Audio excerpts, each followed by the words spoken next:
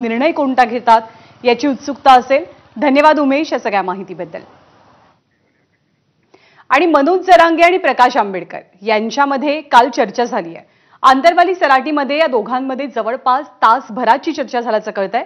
लोकसभा निवडणुकीच्या पार्श्वभूमीवर या दोघांनीही आपापसात चर्चा केली। मराठा समाजानं ठरवलं तर ताकदीनं लढू असं मनोज जरांगेंनी सांगितलं।